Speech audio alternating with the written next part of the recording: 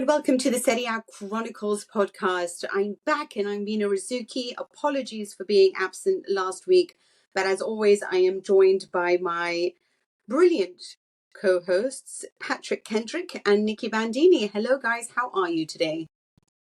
Doing good. Just preparing for the chaos of another European week. It feels like nowadays, we can say it since last season, that there's Italian clubs progressing nicely into these knockout stages, these tournaments. Every time we get to a midweek in February, March, April, it feels like it gets super busy for us. But that's a good problems to have. Culture is not just back; it's re-established. I don't know about you. You've already looking ahead to European action. I've only just got over the previous weekend of Serie A. We delivered the Serie A highlights show earlier on today, so.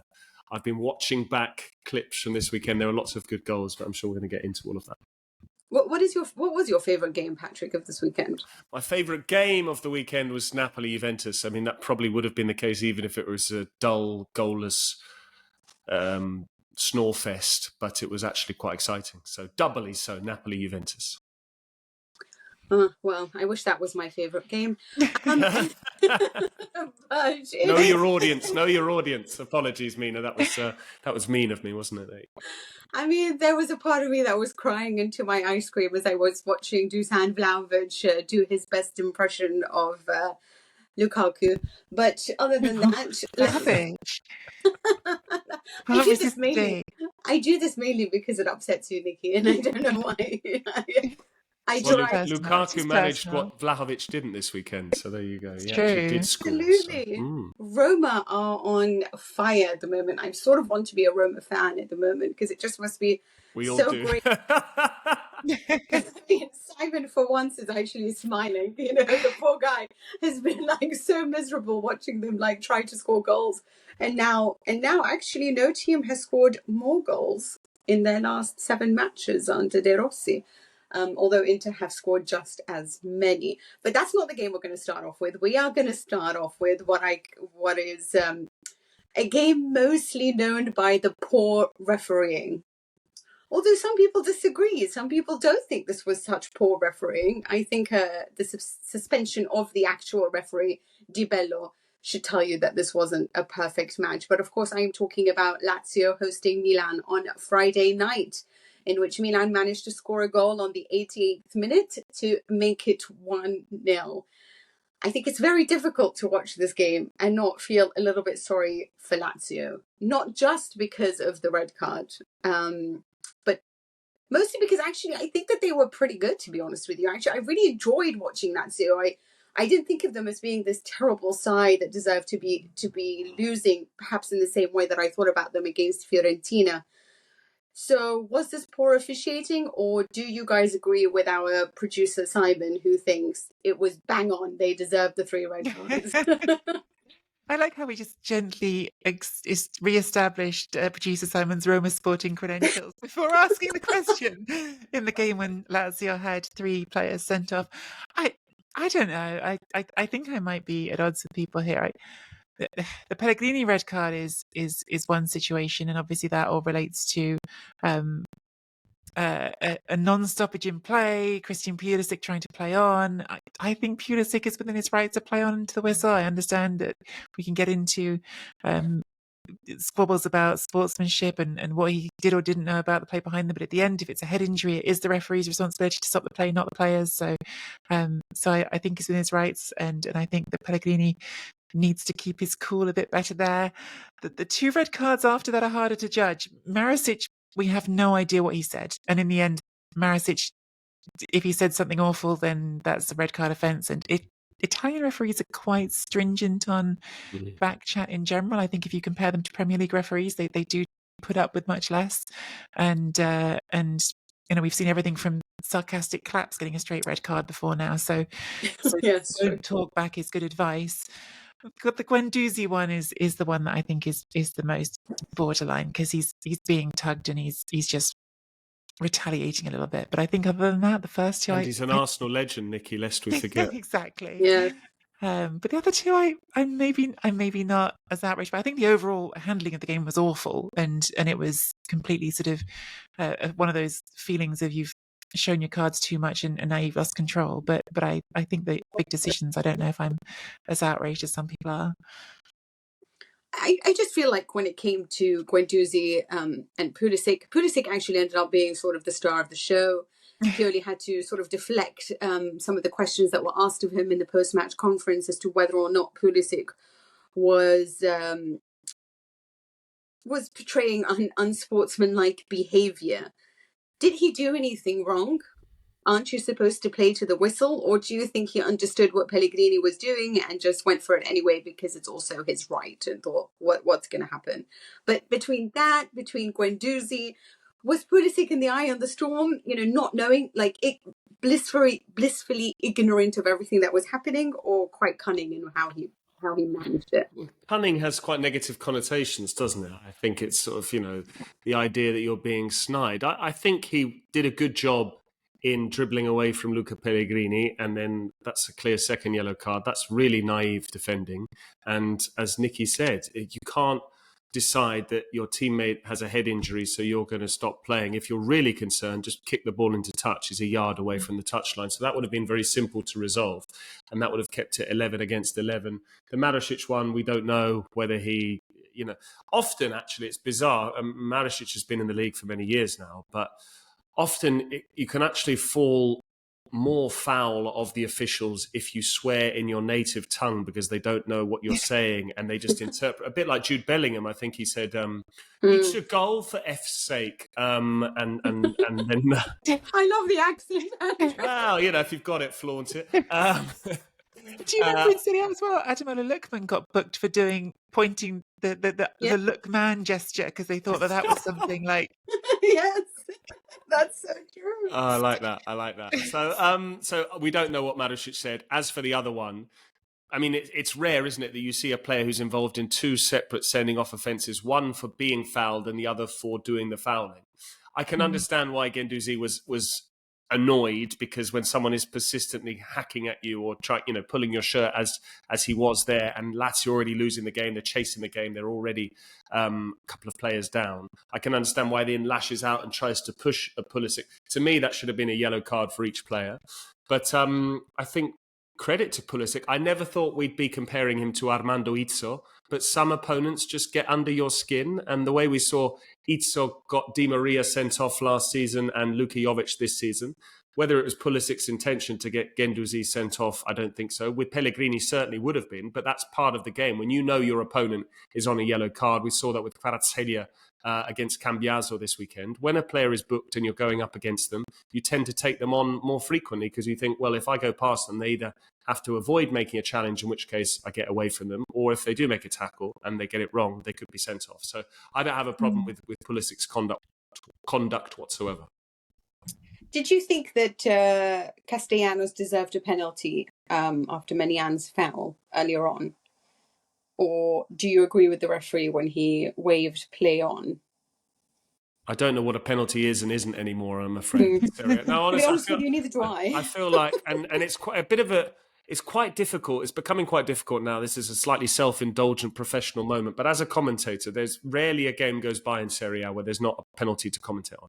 And you don't even know how to frame it anymore, how to set it up, because you just end up repeating the same thing over and over again.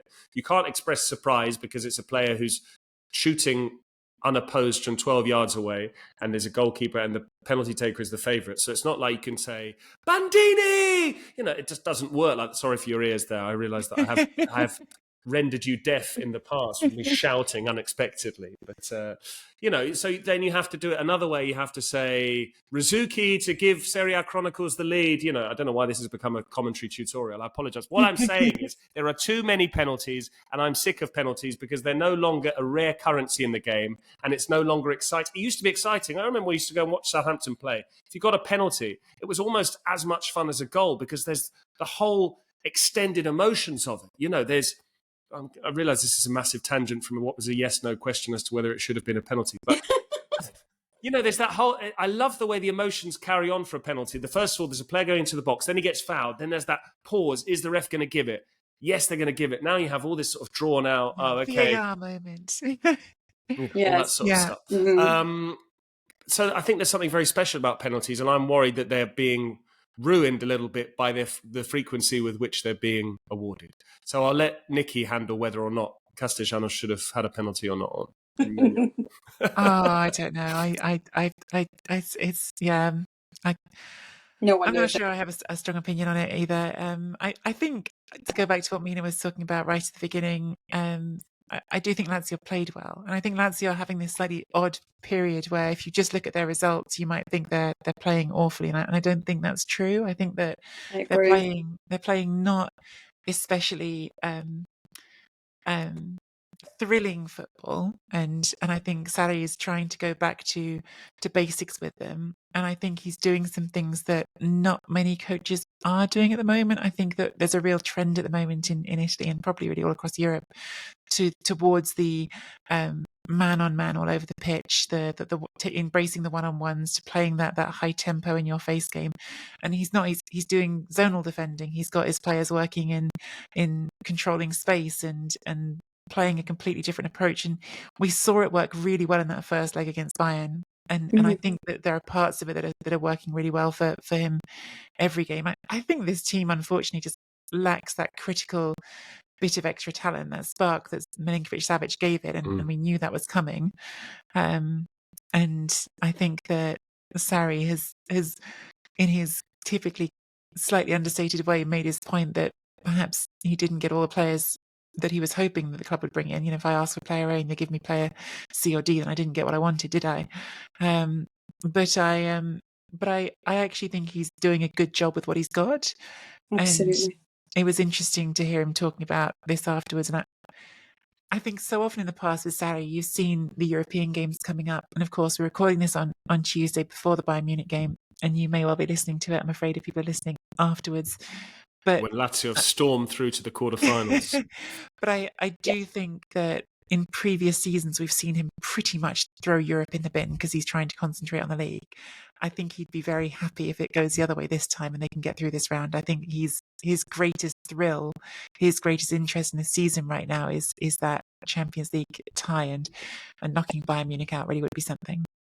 But this is what it is. I mean, I think that you so well highlighted just the Lazio conundrum at the moment, because I would argue that, I know there's Luis Alberto, I know there's Ciro Immobile, who has scored so many goals and won a Golden Boot, but I would have argued that the only world-class player that they really did have was Sergio Milinkovic-Savic. So managing to still not, I mean, their performances haven't fallen off entirely, but you could understand that they are not what they were last season. And not only did he not get the players he wanted, but so many of them arrived towards the very end of the transfer market, which left him with little time to really prepare the start of the season. So it's been sort of a little bit manic, especially for a team that is involved in so many different competitions and having to play so regularly. And it's a thin squad at that, with injuries, of course, to Immobile and to various members of the squad. So I agree with you. And then watching this match, I really did think that they were very good. Even when they went down to 10 men, they still had plenty of opportunities in the second half to really go for it. Ciro Immobile missed a couple, but I never looked at them and thought, wow, they're going to, they're really suffering down to 10 men. I never thought that when watching them. And I thought their reaction was really impressive. So, yes, I did feel a little bit sorry for them. I just quickly want to read to you what Gazzetta said about the refereeing decision. They said, a great referee, this is about Marisic, given the climate, pretends not to hear the offence. The second to Guendouzi for a reaction. If De Bello had drawn a yellow, no one would have been scandalised. And I think that's one of the few times I agree entirely with Gazzetta. I think that's really fair. I said the opposite, didn't I? That I could go with all of them, but I think that's a really fair way of assessing it, actually. Precisely that. And I think that if you read what they wrote about Juventus, you would never read Gazzetta again. But I won't go into that. On this occasion, I thought they did a great job. But let's talk a little bit about Milan, because they are the actual winners of this match. Okafor comes on, scores a goal. Best team in, I think, in Europe when it comes to goals coming from substitutes this season. They have two players who are bench players, really, with at least 4 goals as substitutes. They are also the team that has scored the most goals from the bench. That's 13. Great squad, or it's just, Pioli's been lucky. I think it is an excellent squad. I think that was the whole point of their recruitment drive last summer, wasn't it? They used the Tonali money plus some of their own funds to try and cover themselves a bit more extensively across the pitch. They brought in a couple of starters, Loftus-Cheek, Reinders and Pulisic have all quickly become starters, albeit Reinders is out of favour recently. Adley's been playing a lot more since the return of Benacer from injury. But I do think that they have a good squad. You know, they've got some quite luxury players on the bench. I know Pioli's been criticising Chukwueze, but Okafor, when he's come in, he hasn't disappointed. Jovic is similar as well. And I think that was the whole thing that we criticised Milan for last season. It was any time that they sustained an injury and they had one of their key players missing, they just weren't the same side. Whereas they're still not as good. And that goes for any team in world football. Yes, occasionally we've seen Inter rotate to good effect, but they're having a very special season. But, you know, we've seen it with Juventus. We'll get onto them, but they were without McKennie and Rabiot, and it showed. Danilo didn't play, only trained for one session. So I think there's a lot to be said for having a squad where if you need to change the game, especially since the advent of 5 substitutions, I think it's important to have goal-scoring options on the bench. And whilst it was a slightly fortuitous goal in the way there's a couple of ricochets in there, Okafor did what he was brought in to do in the first place. And I think that's what you need as much as anything. You're also betting almost on the hunger of the player, a player who's not been in the starting 11. They get their opportunity, and then coming off the bench, you just think, I just want that one chance. If it falls to me, I'm going to take it. And I think Okafor and Jovic have shown with their consistency off the bench that if a chance comes along, then they can certainly take it. So I think strong squad, good recruitment, and still think they're a world-class centre forward away from being a very good side.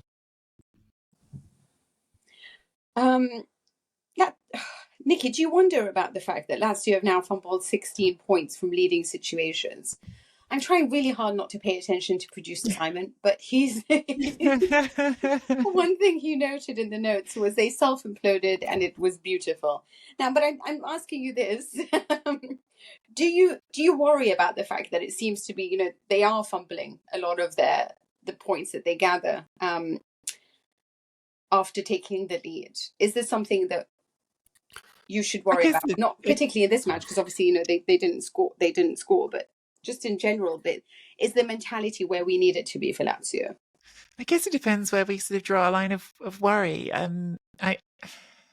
Maybe I've written them off too soon, frankly, but I think mentally I've sort of consigned them to not making the Champions League again next season. I think when I look at the table, I see them down in there in 9th. I don't think there's much in their form that suggests they're about to make that jump when there are other teams ahead of them, like Roma, Atalanta, Bologna, all playing really well at the moment. So it's more well, Atalanta were actually not bad at the weekend. Napoli as well, showing some signs of life.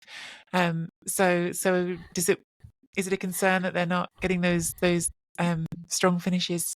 I suppose so, but yes. I don't know how much of a difference it makes unless it makes a difference in the European competition they're in. And I think I just think their season now boils down to the Champions League. I think it just does. And I don't think they can win it still realistically, but I do think that reaching a quarterfinal, reaching a semi-final would be a major achievement. One final word on Lazio. I just don't think they score enough goals. I mean, this had been coming.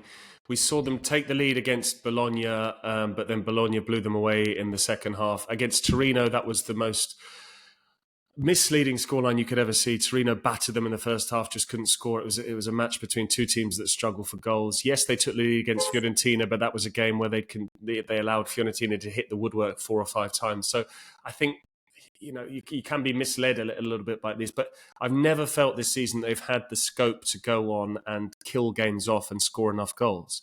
And I remember last season there was 3 matches in a row where they scored. I think they won 4-0, including one of those games was against Milan. I think the other 2 were Fiorentina and Spezia, if my memory holds up. But I mean, they were really good last season at doing that. And obviously we've mentioned that Milinkovic-Savic is gone, but the injury to Zaccagni hasn't helped either, and he hasn't been contributing anywhere near enough goals compared with last season anyway. So I think that's the problem. If you take a lead in a match, you're reliant on keeping clean sheets. They've done that plenty of times this season. We've seen them, you know, with those narrow 1-0 wins. We saw it in the derby, in the cup, etc. But there's only so long that can hold up, as we've seen with Juventus.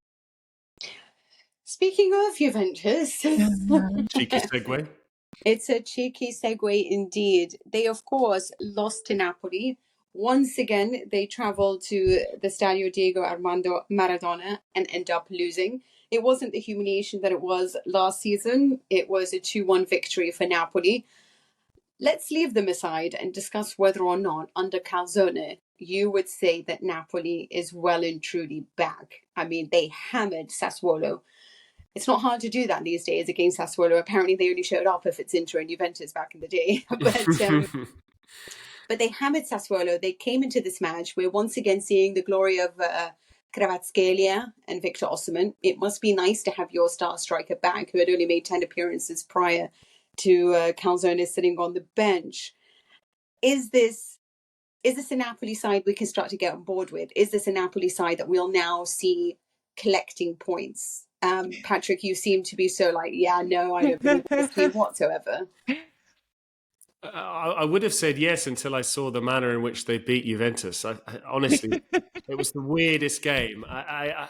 We've been sort of lamenting the fact that Juventus win games ugly and they never look like creating lots of chances. I know you're a devotee of expected goals as well, Mina. I don't know what their expected goals were here, but it felt like they should have been 3-0 up at half time at least, It was or 3-1.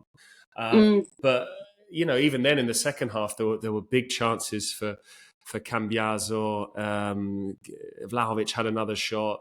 Alcaraz, had he not had a couple of terrible first touches, might have been in shooting positions. This was a really, there's Rugani at the end. I don't know how Napoli won this match. They won't care because this is what you need, a bit of momentum in getting wins. But you can look at it two ways. I think if you're being ultra positive and ultra optimistic, you will say Napoli are starting to take the game to their opponents. They are creating chances. Lobotka looks back to his best. Di Lorenzo looks back to his best. Kvaratskhelia and Osimhen look back to their best. Four of their most important players, if not their four most important players last season, Kim notwithstanding, having obviously moved on, they're all looking in top form again. So you can take that positive, or you can actually look at the game itself and think this is a Juventus side that don't ordinarily create so many chances. And why were they allowed to create so many opportunities? Was it a very good creative night from Chiesa? Yes. Was Vlahovic unlucky? Yes. Both of those statements are true. But I think on any other night, then Juventus scored twice, if not three times, as opposed to once. And we're talking about Juventus's first win in Naples for 5 years in the league. I think that the Sassuolo game is really hard to take anything from because Sassuolo are dreadful. I mean, they are really dreadful. They really are. Their pants. Yeah, like sticking six past them is obviously something.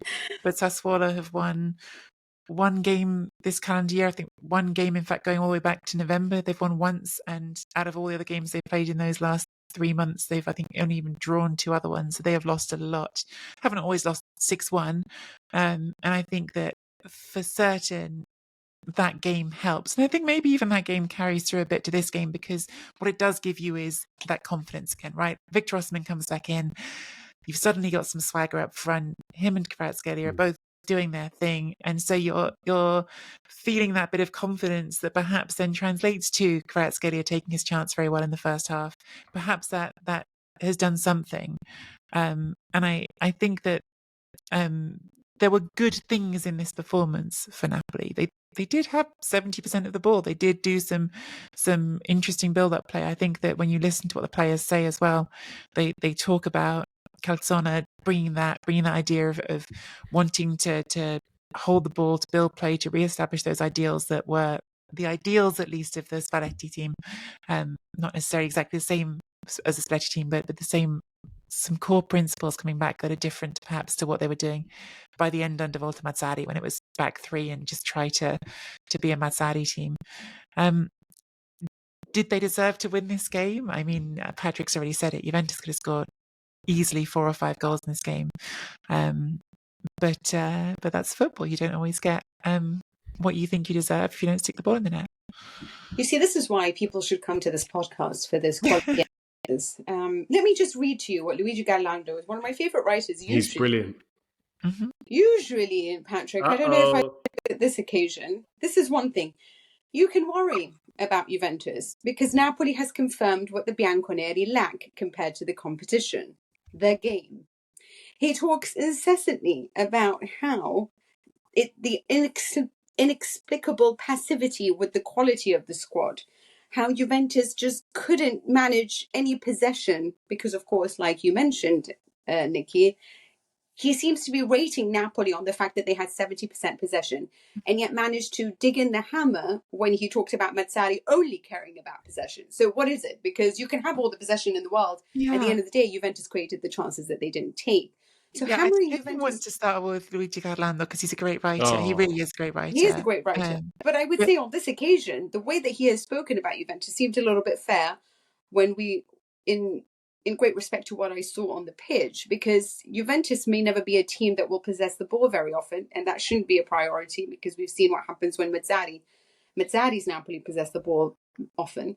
But I thought for once, I mean, when I looked at that match against Frosinone, you could totally hammer Juventus. They were very lucky to have scored that last minute goal from Rugani to make it a win. And I totally understand if you want to be critical of a side that barely won against a team that's never managed an away win. But I also think it's somewhat a little bit harsh on Juventus to talk about Allegri not being able to get much out of the squad when, like you both agreed, they nearly could have scored 5 goals if they had, let's say, I don't know, Higuain up top, rather than this version of Vlahovic. Vlahovic has been tremendous. Had to go to Higuain in Naples. I did have to go to Higuain. I did. I mean, listen, Vlahovic has been really, really brilliant. So I don't want to, and I love the fact that he came out afterwards and says, I take full responsibility. If I want to be the player that I think I can be, then I need to score those goals. And I think that's fair to say. It was a beautiful goal from Federico Chiesa. But I think that of all the times to really go hard on Juve, I just disagree that this was the time. So I was pretty... I would put it into context of what Garlando said on the eve of the match, which was he was basically stressing the point. He was making the case for the fact that Napoli immediately seemed to have more of a game plan and more of an identity under Calzone in his 3rd league match in charge than Juventus do in their 3rd season of Allegri. So that was the premise of his piece on the eve of the game. So I think naturally we all want to be proven right. And so he then decided that he was going to take the result as a way of proving his thesis from the day before. But I tend to agree with you. It seemed the worst possible time to say Juventus are no good, Juventus don't have a game plan. I mean, they had a very good strategy, which nearly worked. It should have worked had the players taken their chances. But I think his point was more, Allegri has been back in the job 3 years, and unlike the best modern coaches around, he hasn't been able to give this team an identity. So I think he was beating that drum as opposed to assessing. He was assessing their performance not on the micro scale of that one single match, but on the macro sample of the last 2.5 seasons, I think. You see, I agree with you there, because that point that you made now about we should be seeing more of an identity is one that needs to be mentioned. But I also think that he needs to have clarified that, because he ended it with saying we need to work more on the rule. Whoever plays better wins. And I don't think that... It seems like he was hammering his own point rather than actually watching what was transpiring on the pitch, especially in light of the fact that there wasn't Rabiot, there wasn't McKennie, there were different starters available to them, and Gonge came on and gave away the penalty. And this is a sorry, not Gonge, Nonge came on and gave away the penalty. At the end of the day, this is a somewhat inexperienced squad. I think these things you can expect to happen. And yet I will still say that for me, this should have been a clear victory for Juventus. Anyway, I don't want it to look like I'm a Juventus fan in this. So... Well, no, I think it was the way that's written misunderstands the way Juventus are playing. Juventus were, and we've seen plenty of coaches deploy this effectively. They were not playing for possession. They were playing for quick strike. They were playing for... That's their game plan. Quite intelligently, I thought, attacking that Persona build-up play and looking to punish it quickly. And I think in particular, the first Vlahovic chance, which is just purely, I think what Chiesa takes one touch before putting that ball into him was a perfect example of it. It's just as soon as we get the ball, go for the jugular. That's what it was. And it could have worked. And then I agree with you. I think Vlahovic spoke... took his responsibility well, said the Juventus should be able to count on their striker to score those chances, and that's who I'm supposed to be. So he took ownership of that. Really strong game from Federico Chiesa, by the way, who we have not exactly been singing his praises here. But it was interesting team selection, I thought, from Allegri all around. I think that Juventus are at a slightly odd moment in their season, whereas Napoli do need to win games to try to get back into that top 4 or 5 conversation. Juventus, despite dropping some points recently, still look pretty locked in for a top 4 spot. And so now the question is, what is your target in the remaining part of the season? Obviously win the Coppa Italia, we've talked about that. They've got a very favourable situation there to win the cup. I think Vlahovic was interesting when he was asked, is it just getting in the top 4? And he said, no, second. It has to be second place. But seeing Illing Jr. get the start, seeing Carlos Alcaraz get the start, which of course is going to confuse everyone because there's already a Carlos Alcaraz who's quite good at tennis, not the same person. But yeah, a clear sort of signal, I read it as, that part of the end of this season, especially with talk ongoing in the media about whether Allegri still not having signed a contract extension could mean that this could be the end there. But I think it feels like this is an attempt to set the stall out of what we're trying to do in the end of this season, is to take a look at all the young talent we have some more. Although, yes, poor Nonge coming on and lasting just long enough to give away a penalty and then getting hauled off again in the 90th minute did feel a little bit brutal. He's done that twice now, Allegri. He did that last season in Reggio Emilia with Fagioli after he gave away a goal to De Frel, and Fagioli was in tears. I'm not sure I'm not a big fan of the stick. Unnecessary, because it was injury time when you take him off again. What are you really changing? Like that 3 minutes of injury time for the sake of having off the pitch, to me it felt a bit cruel.